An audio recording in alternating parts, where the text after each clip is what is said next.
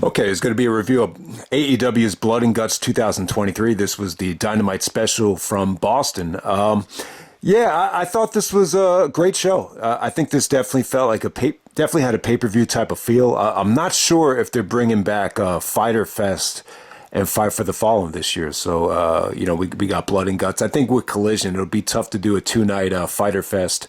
But Blood and Guts was awesome. I would definitely say this was the best of the Blood and Guts matches for AEW. I thought this blew away the War Games at Survivor Series.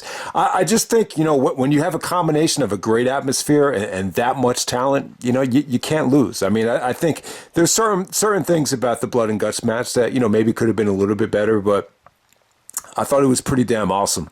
You're going to end up with, two matches that almost went an hour that are going to be, AEW Match of the Year candidates in the same week. So it's a pretty good time for the pro wrestling industry. There's really, to me, there's not a lot to complain about. So I thought it was a great Dynamite special.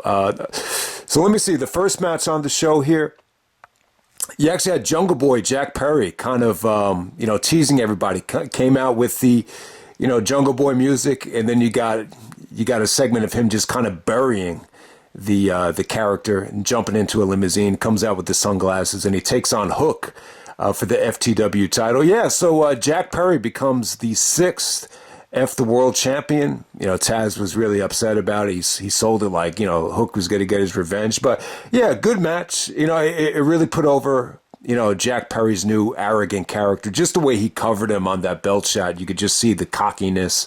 You saw some great suplexes here too. I think Taz's son Hook delivered a T-bone off the ring apron. That was probably the high spot of the match. But it was pretty good. Wouldn't say it was great. But Hook is finally his first loss in AEW. He's not undefeated anymore, so that's what you take away from it. But you definitely like to see a rematch down the road. But I'm really enjoying. Jack Perry got a lot of heat out there when he came out. As soon as the music hit, even the Jungle Boy music, like as soon as that hit, everybody started booing like crazy. So the dude has some really, really good heat. So if anyone hasn't seen it yet, I think it's on Reels. They have a Beverly Hills 90210 documentary. If you get a chance to see that, it really kind of captures, how popular, Luke Perry was, Jack Perry's father, when he was filming that show. There's some really, really good stuff there if you get a chance to see it. But all right, we're going to move on to MJF. I think there was a Dr. Britt Baker squash in between. We got MJF and Adam Cole taking on Danny Garcia and Sammy Guevara. Jericho comes on commentary. He gets a lot of heat. He tells the fans to shut up. But I got to say, man, these MJF, Adam Cole segments have been great. The weightlifting segment when they were bench pressing and they show Adam Cole bench pressing just as much as MJF, and the facial reaction from MJF where he's like, holy shit. I thought that was really cool. The segment where they're actually having, Adam Cole is trying to get MJF to face his fears, and one of his fears is spicy food. I think the other one was poor people. so they're ordering like the General Chow's chicken at the Chinese restaurant, and MJF starts choking on it, and then he starts drinking alcohol, and he thinks it's water. So they've been doing some really, really funny skits. It almost reminds me of the Angle and Austin stuff when they were both heels during the invasion. And it's definitely working. Like it makes the fans that much more connected to both of them. I'd say MJF is more over than Adam Cole though. So, but the match was really, really fun here. There was a lot of dancing. It almost became like a disco dancing type of thing with Sammy and Daniel. So it was a good comedy match. I wouldn't say it was great, but it was a lot of fun, though. The highlight will be I think Jericho even said that's the biggest pop for a suicide tope since 1992 when MJF was able to do it. MJF and Cole win. They get the title shot at FTR. FTR actually does come out. But yeah, what really stole the show here was just the way Cole was looking at the AEW title. MJF saw it and his demeanor just totally changed. So I would definitely say it looks like you're going to get MJF and Cole all in. And I would assume you do MJF and Punk at All Out. But we'll see what happens. But I've really enjoyed the these segments. I think they've done a lot for Adam Cole, and I just think it's fun. It makes you feel like that much more connected to the wrestlers when they do stuff like this. Just like when Angle and Austin did it. Like if it wasn't for those segments, like Angle's face turn, probably wouldn't have worked that well. If they hadn't done, the cowboy hat and the vegetables and, the stuff that they did with Booker T at WWF New York. So really, really love those vignettes right there. All right, next up, we have the Blood and Guts match. Oh, yeah, man. It's tough to even follow that, huh? Yeah, this was great. I would definitely say the best Blood and Guts match that they've done, just because of the talent. There really wasn't any weak links. Who's the weak link? Wheeler Yuta, who's still probably, you could definitely argue is a really, really good wrestler. The one from last year was pretty cool with Eddie Kingston and Claudio, like arguing with each other off the top rope. I thought that delivered, but this was even better. I just think from start to finish, you had amazing talent. It starts off with Kenny Omega and Claudio. They have a lot of history together. I believe the first time Claudio did the airplane spin with no hands, it was actually on Omega. I think it was Glory by Honor 8. I think that was the first one. So, you got to see these two guys finally touch. They were in the match the whole time. This had to go almost a whole hour. I don't have a time in front of me, but I'm assuming it went almost an hour. And then Pac comes in. So Pac and Claudio did not get along throughout this whole thing. I didn't even notice that they weren't getting along in the beginning. You definitely noticed it at the end, with Pac walking out.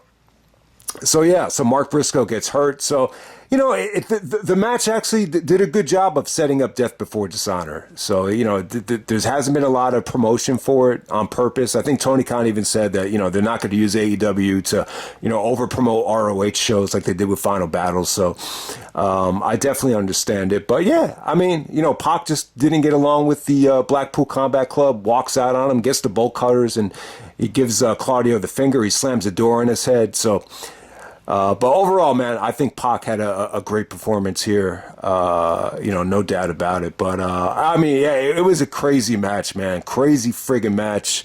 Brutal stuff. They had the broken glass. Taz even said it like that song, broken glass everywhere. And, Omega and Moxley took some nasty bumps into the broken glass. They used this wooden board with needles sticking out of it. I don't know how they did that.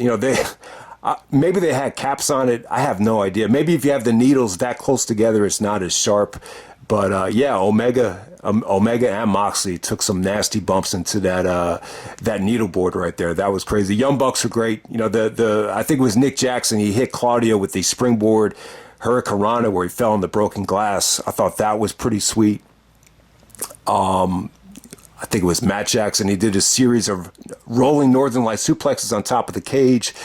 When Kota Ibushi came, the only thing, like my least favorite part of the match is when Kota came out, Wheeler Yuta just went right up to Kota, and I don't know. Like that's a part I think you could have left out of the match. But other than that, it was cool to see Kota. I wouldn't say it was Kota's best performance. He looks a little bit older since the last time I saw him. It looked like he aged a little bit, but it was cool to see him and Omega, reunite, the Golden Lovers. So that was cool, man. Trying to think. Oh, Pac. I got to go back to Pac, man. Probably the biggest high spot in the match. There was a series of just consecutive suplexes, just like in that tag match. But this was even better. Like there was like 4 superplexes right in a row, and then Pac, he uses the cage to pull up, and then he does almost like a Warrior's Way low-key double stomp through a table, which was really, really cool. It's almost reminiscent of that bump that AJ took at Lockdown, where he lifts himself up and then he splashes. I think he splashed James Storm through the table. Kind of reminded me of that. But yeah, that was probably the biggest high spot of the match. So yeah, fans were chanting, "We want tables, we want fire." The crowd was hot for it. It's tough to book a finish that everybody's going to go home happy with on these war games. So I don't remember them explaining the rules, but, back in the day, you actually had to win by submission. So I'm assuming it was submission only here. So, what's his name? Takeshita. Takeshita actually walks out of the match. Takeshita was all right here. He had a pretty good performance. Don Callis actually got a lot of heat too. But Takeshita walks out. Pac walks out. I think Moxley gets handcuffed. So it kind of leaves Wheeler Yuta for dead. The Young Bucks took the spikes on the boots and just super kicked the crap out of him. And then they started choking him out by a chain. It looked pretty nasty. So Wheeler Yuta is forced to, I guess he just passes out, and then the Elite celebrates. So, pretty awesome, blood and guts match. Like I said, I think this blows away, the War Games main event. I think the problem with War Games at Survivor Series was there were so many guys in that match, like Solo, like the Brawling Brutes, Pete Dunne. Like that was like their pay-per-view debut. It's tough, man. But in a match like this, all these guys are established in Japan or on the Indies, and to me, like all these guys are legit, world-class Hall of Famers in professional wrestling, whether it be the Bucks, Claudio, Omega, Moxley. I mean, these guys, to me, they're legends. So everybody was over here. The whole match for a whole hour, it kept me engaged. It's, once again, maybe too many commercial breaks, so it's tough to really, rate a match like this. But I would definitely say this is at least 4.5, and definitely the best blood and guts match that we've seen in terms of talent and in terms of atmosphere. So it gets a thumbs up from me. Okay, I'm also going to throw in a review of Collision. This was the 5th edition of Collision. And yeah, someone was saying that, they're really kind of booking Collision like it's an old school format, just by the opening segment of the promos, just short, quick promos that are really in your face. I like that style. It's like a throwback to the late 80s, early 90s with that. And even the wrestling too, the FTR and just the style of some of these matches are just very old school oriented. And, yeah, man. And then we got a masterpiece to kick off Collision. 2 out of 3 falls, are probably the best 2 out of 3 falls television tag match there's ever been. I know the Briscoes had some 2 out of 3 fall matches, but a lot of those just went 2 falls. So, yeah, I mean, this has got to be one of the best 2 out of 3 fall tags that there's ever been. So you got FTR, Dax and Cash taking on Bullet Club Gold of Juice Robinson and Jay White. I gotta say, Juice Robinson is really growing on me, man. So I thought this was good. Great fundamental work from both of these teams. Just a lot of good stuff here. That might go unnoticed. Just some of the preventing guys from tagging up. The double teaming, keeping the guy away from making the hot tag. I just thought this match had a lot of that. Just some really, really sweet double team suplexes. The counters to the big rig that we're seeing are just really creative. On this show, I think it was Juice. He shoved Cash into the big rig, and then they just collided, and that broke it up. It was really, really innovative counter there. Yeah, I mean, Jay White hitting that Blade Runner or the Blade Switch, whatever he calls it, man. That came off great. That was right after that big rig counter. So that was the first fall. FTR won the next 2 falls. I think they hit the big rig for the second one. And then the finish just featured, I think it was Dax actually doing the sharpshooter in Calgary. Remember Michael Cole, Shades of Bret Hart from Calgary at Royal Rumble 2003. So it was really, really cool to end that match with the sharpshooter. FTR was really over. They've been very open about their love for Bret Hart and Hart Foundation. So it came off great. But yeah, I mean, the match was awesome. You just saw like so many consecutive splashes off the top rope. There was a power bomb into the front row where it looked like both guys got shaken up. So the match was really, really good. Lots of AEW chants. Once again, you got that hot Calgary crowd that you got from Canadian Stampede. So yeah, man, this has just definitely been a nice little surprise. These two teams, FTR and Bullet Club Gold. The match kind of ends with Jay White spitting on the ground, so they didn't shake hands. But yeah, man, loving seeing this much Jay White on television, man. He's a hell of a talent, and yeah, Juice is really growing on me, man. I didn't really think much of him when he had that match with Samoa Joe at Final Battle, but yeah, man, he's a solid worker, man. So the match is incredible. It's going to end up being one of the best tag matches in television history. I don't know what to rate this. It's tough to rate these AEW television matches because there's so many commercial breaks, but it's definitely up there. You cannot argue this as being lower than 4.5. If you want to argue that as 5, I think that's pushing it, but it's somewhere in between 4.5 and 5. I would definitely agree with that. So great stuff. And yeah, even better than the match they had the previous week, which was pretty damn awesome as well.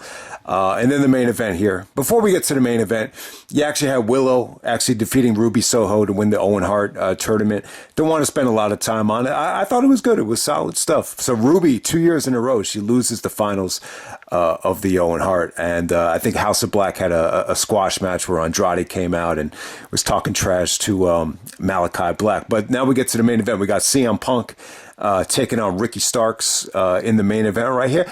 Yeah, the match was fun. I think this is underrated. You know, this is totally going to get overshadowed by that tag match. But, you know, Punk was good here. Punk, you know, he was wearing the pink tights, the pink shorts. You know, it didn't really work, though. For some reason, the Calgary fans gave Punk a lot more heat than they did in Saskatchewan, for whatever the reason. So the fans were definitely behind. I wouldn't say they were behind Ricky. It was just pretty much anti-Punk. But this, not quite as good as the Darby match. But what I like about this one is, you know, they gave Punk someone that's really athletic, that's easy to move. You know, it's tough to move around someone like Joe or, you know, any of these other guys that Punk has been wrestling. It hasn't looked great, you know, Punk's return in the ring. In this particular match, he was doing a lot of, you know, Bret Hart tributes, the side Russian leg sweep, the elbow drop off the top rope. It just, you know, compared to Bret, you know, the execution just wasn't there. I think more than anything, I think Punk just needs to work on just tightening up, just really doing a better job of making things look a little bit more crisp, explosive, and yeah, like Bret Hart, the execution, I think, is a big part of it. But hey, you know, Punk is still, you know, I don't think there's any reason to be overly critical of Punk. You know, and most people would argue that he shouldn't be in that top tier, which we were discussing in that WCW video with Benoit, Angle, Shawn, Brett, and Danielson will be the five in that tier. Who else would you really put in that tier? I think at one point you could definitely argue Punk, but you know, the matches like this are not gonna, you know, win you that argument. So, but I still thought the match was good though. I thought it was cool. Like I said, man, I think Punk still looks, you know, he's not carrying that much weight. He's still moving pretty damn good. I definitely think there's room for improvement. But yeah, him and Ricky had a good match. I like Ricky Starks, man. It feels like Ricky Starks doesn't really resonate with a lot of people in the YouTube community, but I thought this was a good match from him. And, you know, the Hobbs, you know, face turn, it kind of opens the door up for Ricky to go back to being a heel. I think he's good at that, too. So, you know, this definitely might lead to some more stuff between Punk and Ricky. Definitely not at a pay-per-view, but, you know, this could definitely be a collision rematch, you know, with a little bit more build-up. And, you know, maybe you could do some promos there. Punk actually did bust out a Hurricanrana off the top rope, which, you know, it wasn't bad, man. So you saw some nice reversals there. Ricky actually grabs the rope for the win. So it definitely makes sense. I mean, you don't want to see Punk win the Owen Hart tournament. It doesn't make a lot of sense. I mean, for as much as Punk loves the Hart family, you know, you got to give it to an up-and-coming guy like Ricky who could really use the victory. So it's Ricky and Willow that win the Owen Hart tournament for the male and the female. So, you know, good stuff. You know, Dr. Martha Hart came out at Battle of the Belts and, you know, she was in good spirits. She was wearing the cowgirl hat. I thought she looked good, you know. So that came off great. And at Battle of the Belts, if you watch the show, it's really not worth reviewing. I'll just say this.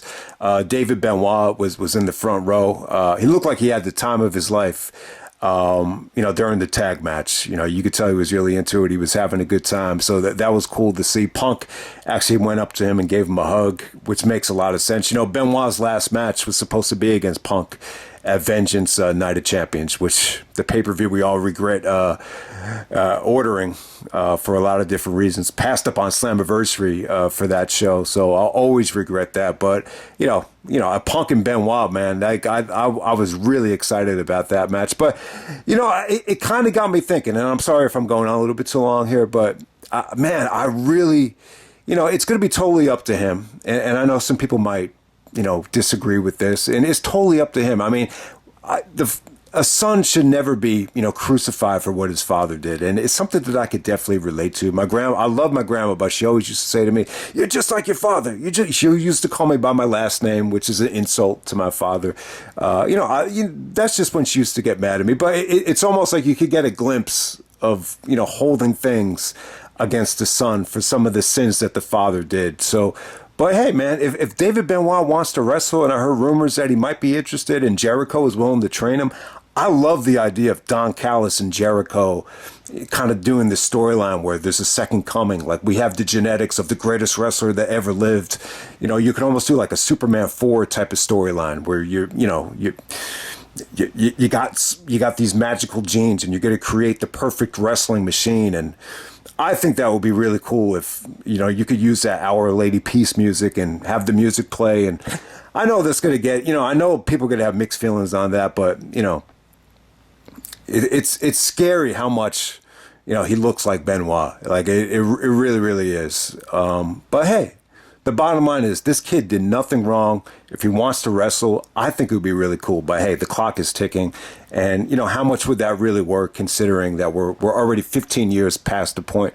But it's just something interesting to think about. I just think if you want to book an angle or book a moment that could set the wrestling world on fire, I think that's it. But at the same time, it just kind of feels like, these nostalgia acts from, the Ring of Honor days, or even something like a Benoit or Eddie Guerrero. Like, it's been so long that, you just can't predict how it's going to come off in front of a mainstream audience that hasn't been exposed to these guys in such a long time. So just something to think about there. But yeah, Collision was an awesome show. That tag match is going to go down in history as, something special. So, all right, just want to go through the card for Death Before Dishonor really quickly.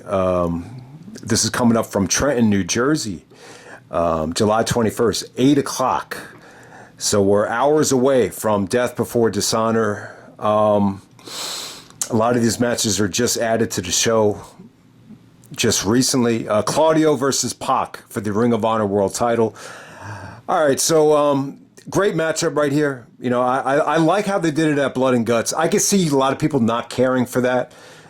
Just Pac not getting along with the Blackpool Combat Club and walking out on them. It's a pretty simple story, but I think it's effective, though.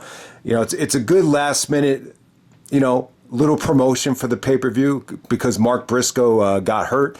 Well, I think it's a good thing, too, because I think if Mark was going to win the ROH World Title, I think you wanted to have more people knowing about it than what we actually got with the promotion so far. But, in terms of Pac becoming Ring of Honor World Champion, I think it would be cool. I think it would give him something, to keep his momentum. Claudio has been Ring of Honor champion, for about a year, minus Jericho winning for a couple months at Grand Slam. I mean, it's been a whole year since last year where he beat Jonathan Gresham, where you guys remember that fiasco. But yeah, Claudio and Pac, man, this is a great matchup. I'm sure they've wrestled before. I can't really think of a show where they wrestled on. Maybe it was PWG in one of the Battle of Los Angeles tournaments, probably like 2007, something like maybe 2006, something like that. So they're definitely, this is a great matchup of, international talent, believe it or not. So I think it makes for an awesome matchup. I'm definitely looking forward to it. So yeah, I would actually welcome Pac winning the title. I think it'd be unpredictable. I think at this point, Pac in AEW, it's had its ups and downs. He's had great moments like the Iron Man match with Kenny Omega. He had that great run with the trios, with the Elite. But it's been very inconsistent. You want to blame it on COVID, blame it on injuries. It's just been very inconsistent. So, I think giving Pac the ROH World Title, it's something that he could kind of build on. And you want to you don't want him to lose to Claudio in his first match back. So I can see Pac winning this. I really can. But at the same time, I can't say that Claudio has really elevated the Ring of Honor World Title to...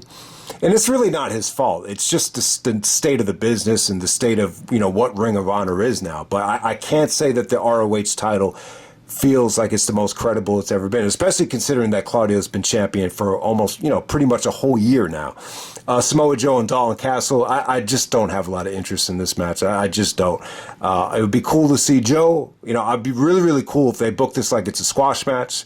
I'm just not a big Dalton Castle fan. I'm just not. But, I'm not going to lie. I mean, it'd still be cool to see Samoa Joe in Trenton, New Jersey. Those fans have a lot to look forward to. You get to see Samoa Joe defend the ROH television title. Shibata taking on Garcia for the Pure title. I think this might get the main event. This was the only match that they really hyped up in the press conference.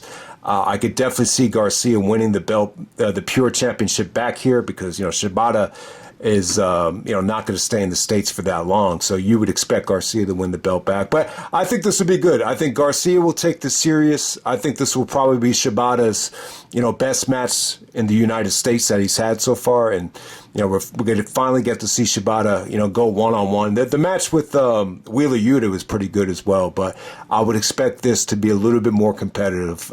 Just think a lot is on the line for Garcia. You see he's slowly moving away from Jericho. Jericho even said, I can't be in your guy's corner forever. So this is going to be a nice test for Daniel Garcia. Athena's actually taking on Willow. This is a rematch from the Owen Hart for the ROH World Title. The four-way, once again, you're getting another four-way tag. Jesus Christ. You got the Lucha Brothers, the Kingdom, Best Friends, and Aussie Open. Not a big fan of it. The four-way tag at Slammiversary, I actually thought it was the best match on that show. But, I mean, I don't know what to say about this. I mean, obviously you have great tag teams here. You have great talent. It's just tough to get excited about these matches. But yeah, I mean, you got the Lucha Brothers and Aussie Open out there. It should be pretty damn good. I like the Kingdom. I like the Best Friends. I just think matches like this, you need to give them a lot of time for it to really kind of flow and really, really make it work. But hey, man, at Slammiversary, they had the match of the night in 10 minutes. So what do I know, right? All right, next up we're going to get the Righteous taking on the Dark Order. This is a fight without honor match. You get to see Vincent return, Stu Grayson, Dutch, taking on the Dark Order. There's definitely some good storylines and stuff there with Stu Grayson and the Dark Order. So we'll move on from there. Next up, you're going to get, where's the Christopher Daniels match? Commander taking on Gravity. I don't know anything about Gravity, but I'm a huge fan of Commander, so that should be pretty cool. The Mogul Embassy is actually taking on Master Wato, Taguchi, and Leo Ruffin. This is a six-man match for the ROH World Six-Man Tag Team Championships. Man, I thought Christopher Daniels was on this show in a six-man tag as well, but I'm not sure. I thought him and Seidel were teaming up together in a six-man tag. I could be wrong. But yeah, that looks like it's the card for Death Before Dishonor. Yeah, I really think Pac and Garcia are going to win the belts back. I think Joe will retain. I think Athena will retain as well. Willow just won the Owen Hart. She's still the New Japan Strong Women's Champion, I believe. I can see the Kingdom winning the tag team titles. I don't think the Lucha Brothers are going to be in a Ring of Honor forever. So I'll leave it at that right there. I can't say that I can't see people getting like too excited for this show, but hey, I think more than anybody, it's a huge opportunity for Pac and Garcia to really go out there and deliver. So we'll see what happens. All right.